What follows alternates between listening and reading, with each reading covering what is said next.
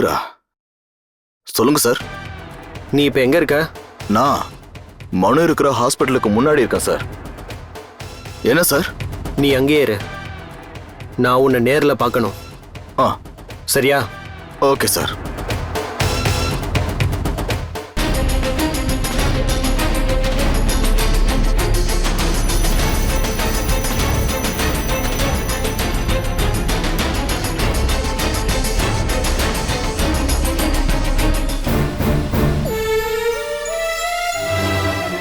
சாருக்கு என்ன ஆச்சு?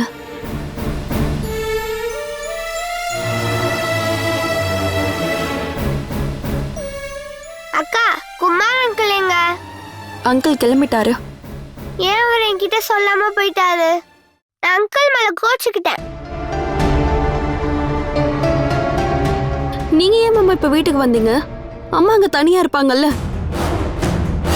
அந்த குமார் எங்க? குமார் சார் கிளம்பிட்டாரு. எனக்கு சாப்பிட்றதுக்காக பிரெட் ஜாம்லாம் எடுத்து கொடுத்தாரு. அப்புறம் திடீர்னு என்கிட்ட சொல்லாம கொள்ளாம இங்கேருந்து போயிட்டாரு. நான் குமார் அங்கிள் கிட்ட பேச மாட்டேன். கேண்டீனுக்கு போறதா தானே அவன் சொன்னான். அப்புறம் இங்க எதுக்கு வந்தீங்க? வீட்டுக்கு போயிட்டு ஃப்ரெஷ் ஆயிட்டு வரலான்னு குமார் சார் சொன்னதால. குமார் சார் உனக்கு தாலி கட்டினவர் தான் ஐசியூல படுத்துட்டு இருக்கான். அதை மறந்துட்டியா நீ? நீங்க ஏன் மாமா இப்படி எல்லாம் பேசிட்டு வேற இருக்கீங்க? எப்படி பேசணுங்கிற? கேண்டீன்ல சாப்பிட்டுட்டு வரேன்னு போனவ இங்க வந்து நிக்கிற. குமார் சார் கட்டாயப்படுத்தினதால இங்க வந்த. நான் இப்பவே ஹாஸ்பிட்டல் போறேன் மாமா. அவர் என்ன கூட்டிட்டு வந்ததுக்கு காரணமே அவர் என்கிட்ட ஏதோ பேசதான்.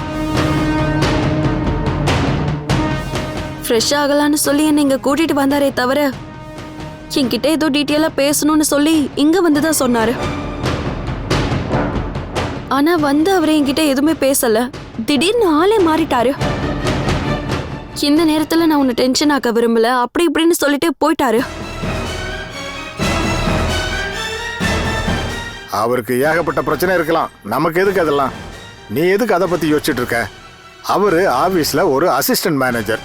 அவரோட பிரச்சனைகள்ல நீ தலையிட வேண்டிய அவசியம் இல்லை. அவர் பேசுறதையெல்லாம் நீ கேட்டுட்டு இருக்க வேண்டிய அவசியமும் இல்லை. நாங்க நல்ல ஃப்ரெண்ட்ஸ் தான்.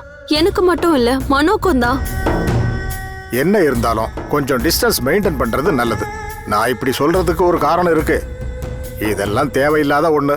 நீ இப்ப கவலைப்பட வேண்டியது மனோவை பத்தி மட்டும்தான். உன் ஃப்ரெண்டோட பிரச்சனை பத்தி நீ கவலைப்படாத. புரிஞ்சுதா?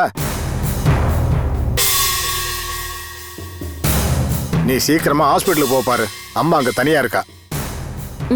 நீ அம்மாவை கூட்டிட்டு போக வேண்டாம். அவளை நான் பாத்துக்கிறேன். நீ போ.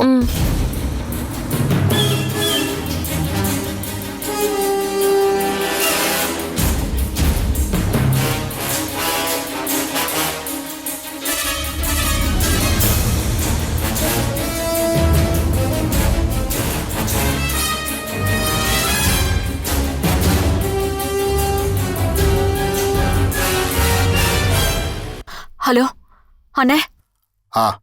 நீ ஒன்னும் பயப்படாதம்மா. கிரண் போயிட்டான்.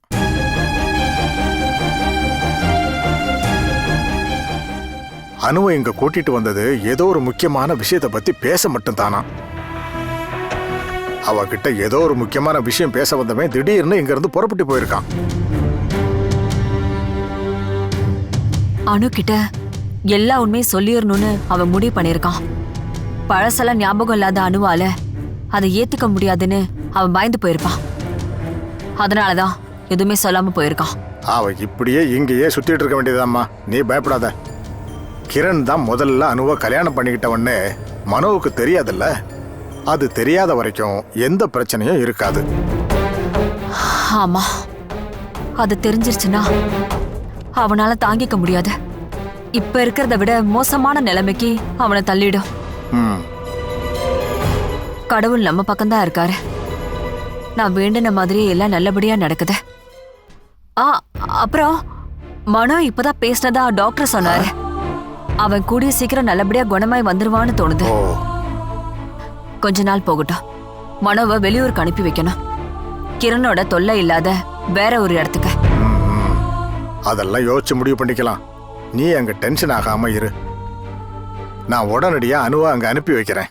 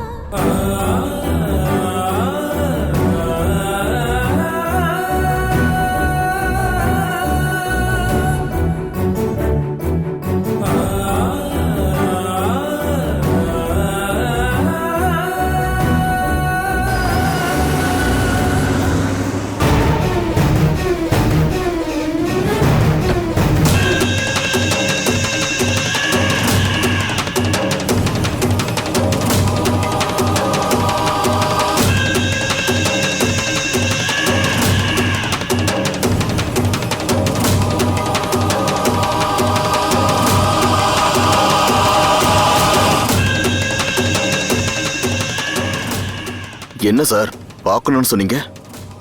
மனுவை யார் வந்து அடிச்சாங்கன்னு ஏதாவது தெரிய வந்துச்சா?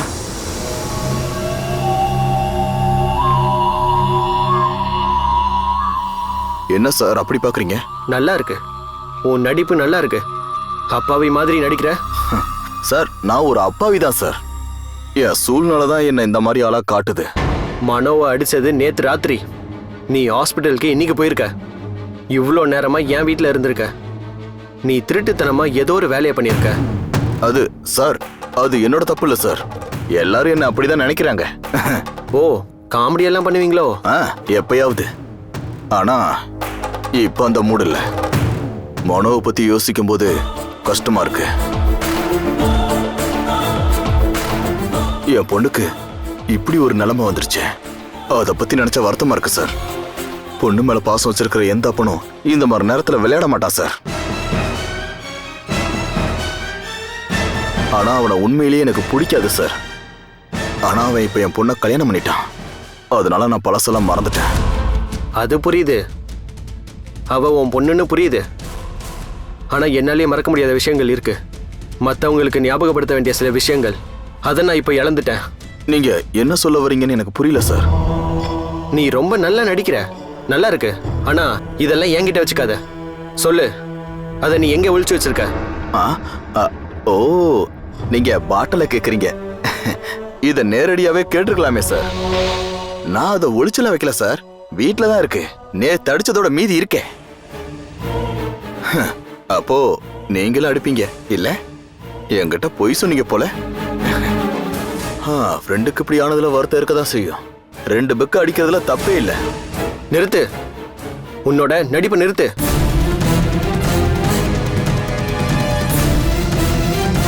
அட கடவுளே, இப்ப எதுக்கு சார் கோவப்படுறீங்க? எனக்கு ஒன்றும் ஆகல. உனக்கு எதுவும் ஆகக்கூடாதுன்னா அந்த அந்த போட்டோவை எங்க வச்சிருக்கேன்னு சொல்லு. போட்டோவா? ஐயோ, எதுவும் தெரியாது. நீ என் வீட்டுக்கு வந்து என் ஆல்பத்துல இருந்து எடுத்த போட்டோஸை எங்க வச்சிருக்கீங்கன்னு கேட்டேன். சார் எந்த ஆல்பம் சார்? எந்த போட்டோ? எனக்கு அது தெரியாதே. நீ அதை பார்த்துருக்க, என்கிட்ட போய் சொல்றியா? அந்த போட்டோஸ் என்ன பண்ண? அதை கிழிச்சு போட்டியா? சார் அத உன் பொண்ணுக்காகவும் மனோக்காகவும் அழிச்சிட்டியான்னு கேட்டேன்.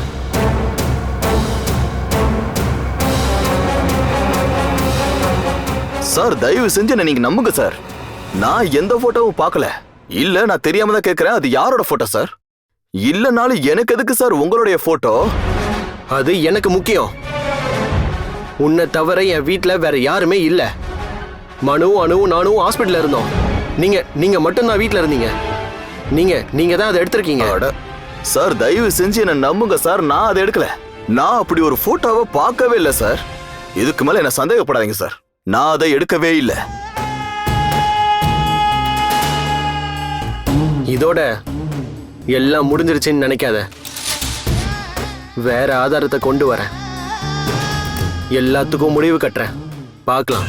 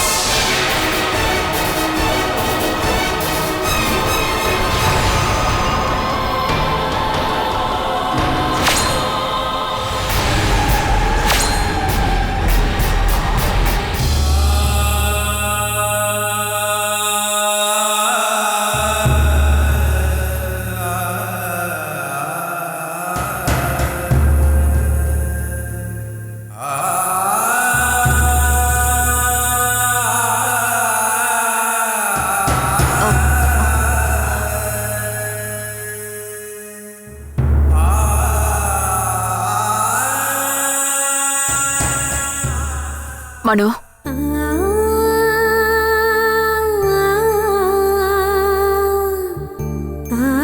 அம்மா அழாதீங்க. நீங்க பயப்படுற மாதிரி எதுவும் ஆகாது. உங்க எல்லாரையும் விட்டுட்டு போக மாட்டேன்.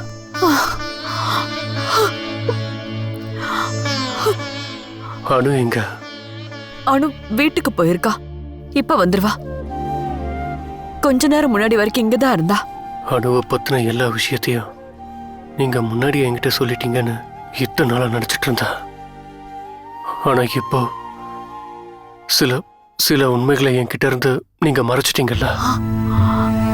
நீங்க என்கிட்ட இறந்து போயிட்டு தான் சொன்ன அனுவோட புருஷன் குமார் தானமா?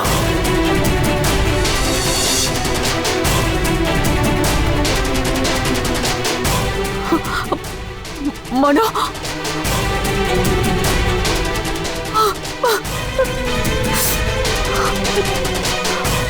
இந்த விஷயத்த அவன் தான் உன்கிட்ட சொன்னானா?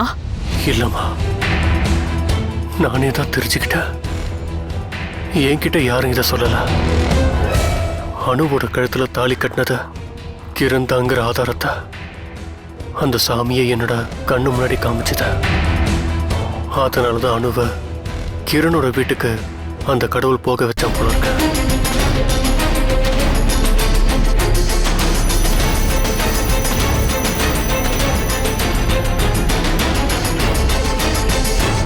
ஏய் அனு, வேண்டாம், தேவையில்லாம சண்டே ஆரம்பிச்சிடாத. நீங்க ஏன் சார் இப்படி தள்ளி தள்ளி போறீங்க?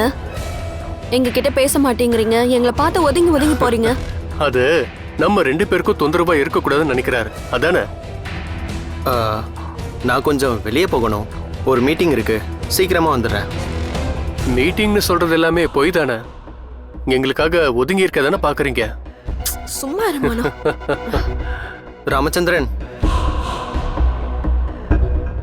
ஏதோ ஒரு டென்ஷன்ல இருக்காரு குமார் சார். சேச்சே, அதெல்லாம் ஒண்ணும் இல்ல. அவன் எப்பவுமே அப்படிதான் இருப்பான்.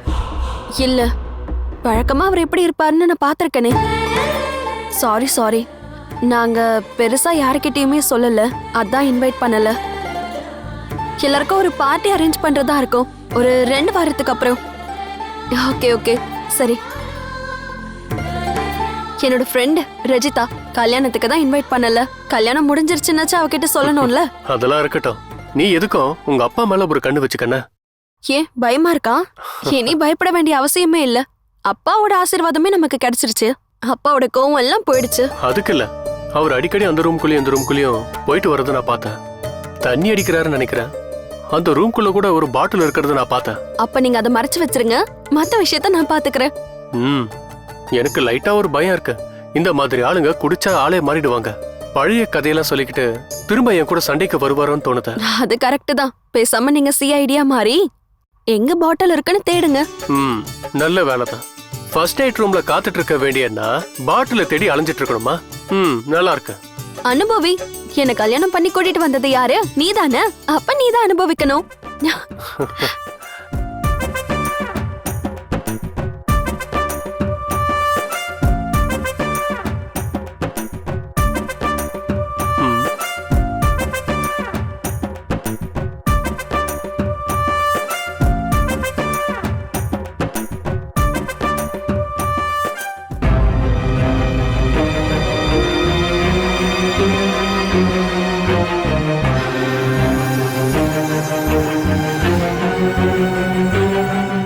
என்ன ஆல்பம் இது?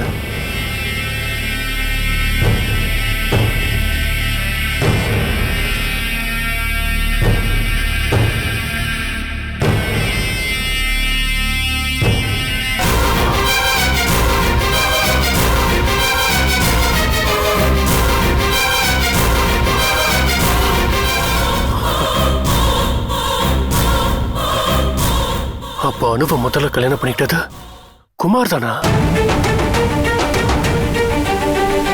அந்த ஆள் செத்துட்டான்னு அனுவோட அம்மா சொன்னாங்க.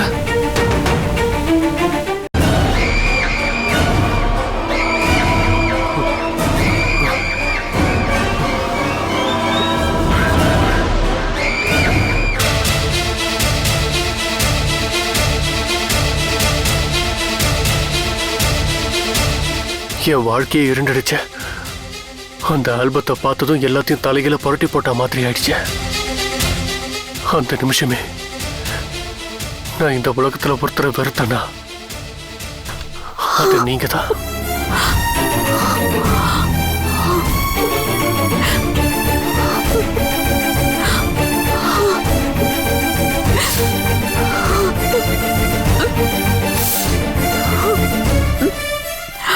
அணுவை கூட்டிக்கிட்டு உங்ககிட்ட வரணும் தான் எனக்கு தோணுச்சு. உங்களை நேர்ல பார்த்து 4 கேள்வி கேட்கணும்னு நினைச்சேன்.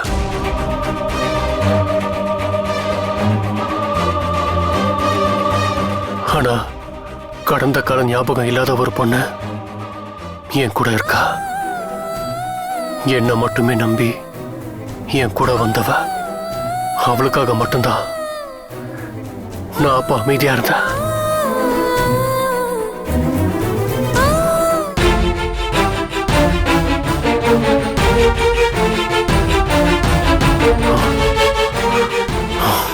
தப்பி தவறி கூட அனு இந்த ஆல்பத்தை பாத்திரக்கூடாது. குமார் அவளோட புருஷன்னு அவளுக்கு தெரிஞ்சிடவே கூடாது.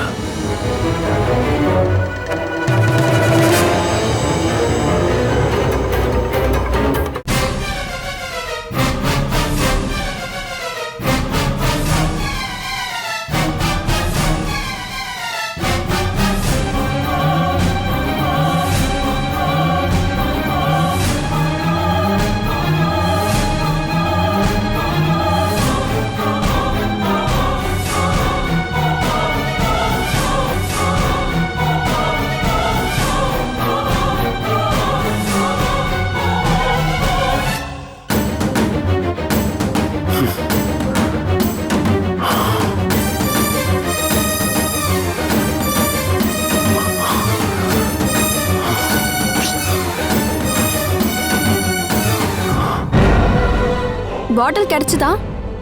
இல்ல கிடைக்கல. நீங்க சும்மா அதையே தேடிட்டு இருக்காதீங்க. அப்பா கதவை சாத்திக்கிட்டு தண்ணி அடிக்க ஆரம்பிச்சிட்டாருன்னு நினைக்கிறேன். அதெல்லாம் போட்டோம். இந்த குமார் சார் ஏன் வரல? அது அவர் இப்பதானே போனாரு, சீக்கிரம் வந்துருவாரு. எங்க போனாருன்னு ஃபோன் பண்ணி கேளுங்களேன். கொஞ்ச நேரம் பொறுத்து கால் பண்ணலாம். எனக்கு கல்யாணமான விஷயத்த என் ஃப்ரெண்ட்ஸுக்கு ஃபோன் பண்ணி நான் சொல்ல வேண்டியிருக்கேன். நீ போ.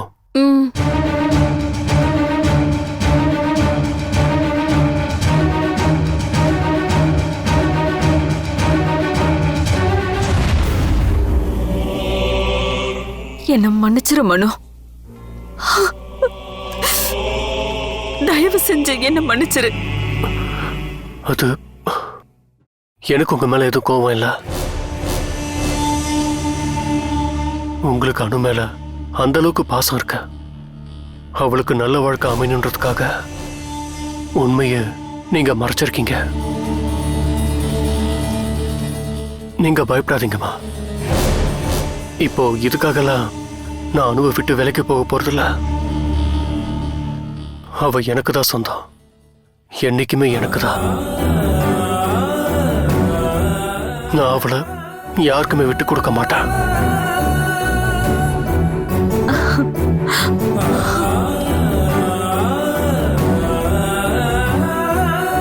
அனு ஏற்கனவே கல்யாணமானவன் தெரிஞ்சுதான் நான் இந்த கல்யாணத்துக்கு ஒத்துக்கிட்டேன். ஆனா கிரண் தான் அவளை கல்யாணம் பண்ணிக்கிட்டு தெரிஞ்சதும் நான் ஷாக் ஆயிட்டேன். அனுவுக்கு கடந்த காலம் எதுவும் ஞாபகத்துல இல்ல. ஆனா கிரண் அப்படி இல்லையே. அவன் எதுக்காக எங்க கிட்ட யாரோ மாதிரி நடிச்சிட்டு இருந்தா? எதுக்காக அவன் அந்த உண்மையை என் கிட்ட இருந்து மறைச்சான்? பழசு எதுவுமே ஞாபகம் இல்லாத அனு அவன் சொன்னா நம்ப மாட்டான்னு அவனுக்கு நல்லா தெரியும். அந்த ஆல்பத்தை எதனால அவன் அவகிட்ட காட்டல? அதை பார்த்திருந்தாலே அவளுக்கு பழைய ஞாபகம் எல்லாமே வந்திருக்குமே. அவங்க 2 பேருக்கும் கல்யாணம் ஆனதுக்கான ஒரு ஆதாரம் தானே அது. அது எல்லாத்தையும் மறக்கணும். இப்ப எதுக்கு அது எல்லாத்தையும் யோசிச்சு பார்த்துக்கிட்டேன். அனு மறந்தா மாதிரி கடந்த காலத்தை நாமளும் மறந்துடலாம். அனுவுக்கு இனி ஒரே ஒரு வாழ்க்கை துணைதா. அது நான் தான்.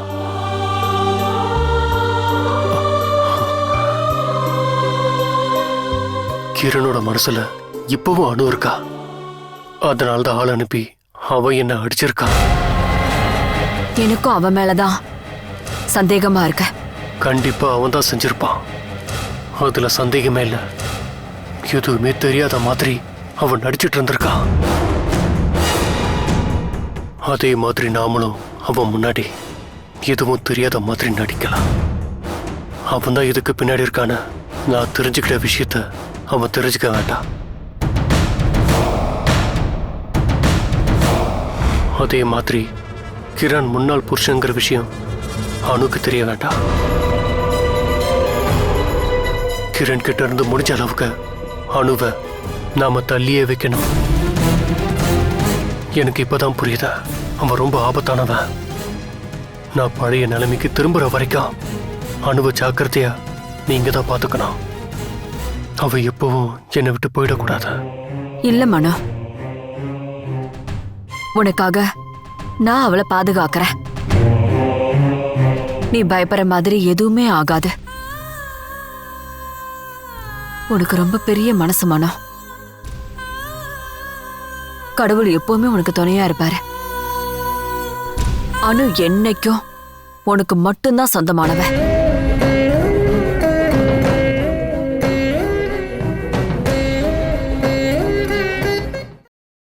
Catch us on TV, Thandivan app, thandivan.com and YouTube.